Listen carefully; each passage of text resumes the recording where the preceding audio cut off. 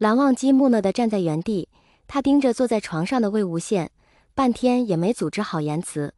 魏无羡许久都没有听到蓝忘机的声音，他有些不安地问道：“蓝湛，你还在吗？”听着蓝忘机硬邦邦的语气，魏无羡就知道他这位向来泰山崩于前而色不变的班长兼同桌真的生气了。他讪讪地笑了2声，但病房里除了他尴尬的不能再尴尬的笑声，什么声音都没有。嗨嗨，蓝湛，你别不说话呀，你这样，我以为病房里面只有我一个人呢。魏无羡笑道：“其实也没什么大不了的，我在家的时候经常玩蒙眼游戏，这种状态早就习惯了，这样我还省得天天去找遮掩布，多好啊。”魏无羡伸出脏兮兮的手向前摸索，蓝忘机看着他有些狼狈的模样，身上还有刚才扫把上打落下来的灰尘，但他并没有嫌弃，反而伸出手牵着他的。蓝忘机异常珍重地牵着，他突然单膝跪地，伸出了另外一只手，把魏无羡的双手紧紧地握住，声音异常坚定：“魏婴，以后不管有什么事情，不必隐瞒，我一直都在。”魏无羡有些诧异，失去了视觉的他对于声音触感都非常的敏锐。蓝忘机的手牵着他，但是手的重心似乎不太高，而且声音的来源比他坐着的还有低，但是魏无羡看不见，也不太好多问什么，免得自己弄错了，徒增尴尬。不过话说回来，蓝湛的手是真的温暖，魏无羡的双手被他紧紧握住，手心的温度似乎温暖了魏无羡。他不问蓝忘机要不要松手，而且他还想让蓝忘机一直这么牵着他，想要他陪在自己的身边，似乎有这双手的主人在身边，他好像无所畏惧。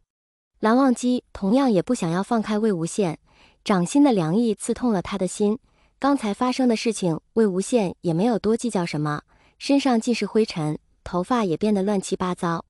但即便是这样也掩盖不住这人脸上那双靛蓝色的眼眸。蓝忘机总觉得那双眼睛非常迷人，就算魏无羡不说话，他的眼睛也会告诉他心中所想。现在这双眼睛已经失去了往日的神采，蓝忘机有些忍不住想要上前去亲吻这双令他着迷的眼眸，但是他怕这样的动作会吓到魏无羡，所以他并没有其他动作，只是替他拿了一套换洗衣服让他换上。魏无羡笑眯眯地拿着手上的衣服，他刚想跟蓝忘机吐槽一下医院的伙食，他的肚子却先他一步开始了抗议。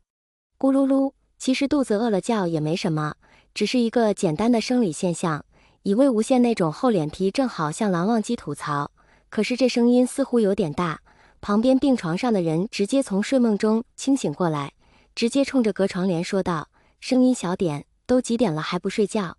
魏无羡，这确实不能怪他，谁叫今天在医院订的饭菜里面有我们最敬畏的强哥。魏无羡看不见，要不是护工发现的及时，强哥险些直接被魏无羡吃到肚子里面去。出了这样的事情，他哪里还敢吃医院里的饭？魏无羡本想着让护工出去买点东西，可护工临时有事，好像还挺急的，魏无羡也就没麻烦他，直接让他走了。让护工走的代价就是自己被无缘无故打了一顿。流年不利，他今年是不是应该去烧香拜佛求个平安？蓝忘机没有说话，他看了一眼魏无羡的头发，道：“洗头。”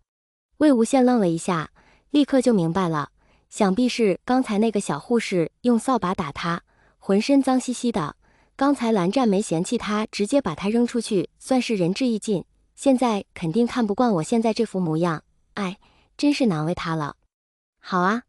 不过我现在手不能动，要不你帮我洗？魏无羡本来只是像往常一样调侃蓝忘机几句，他自己单手也能洗，只不过时间要长些。正准备说一句开玩笑带过的时候，他就听到了蓝忘机的声音：“好，我帮你。”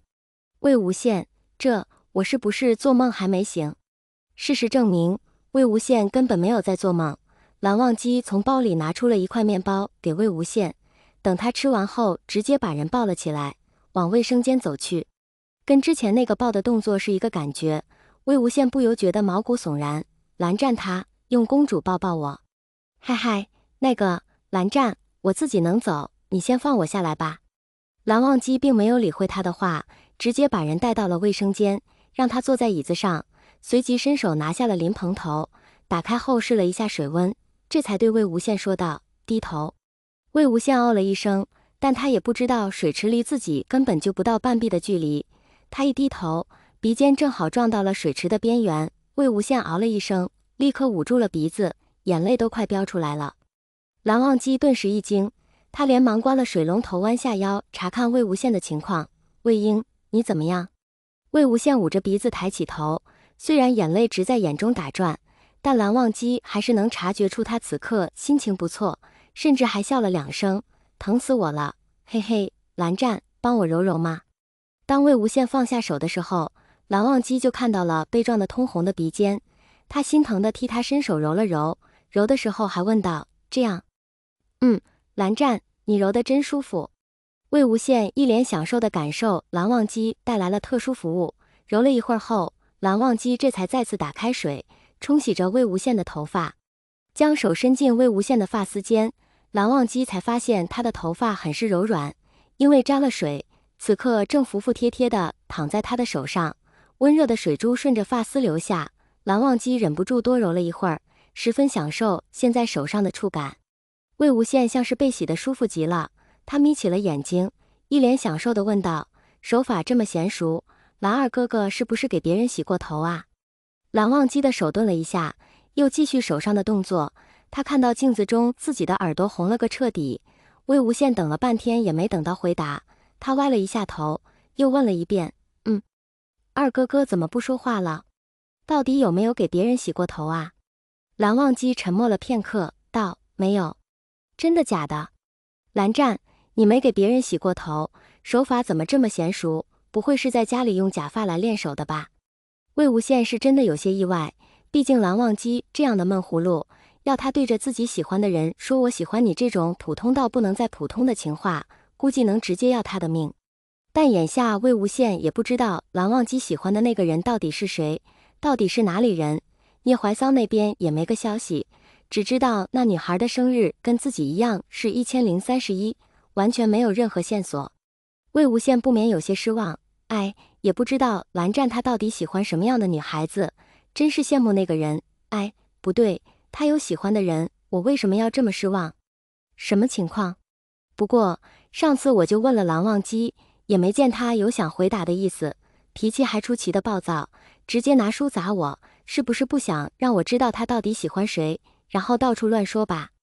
我是那么不靠谱的人吗？但魏无羡还是忍不住心中的好奇，他准备再问一次。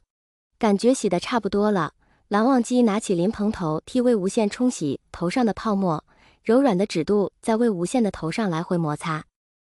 力道也正好，舒服极了。被他搓揉了一阵，魏无羡都有些想睡觉了。蓝湛，我说真的，以后谁要是嫁给你，那是真的享福了，又会烧饭又会给人家洗头的，而且成绩又好，长得又帅，真羡慕。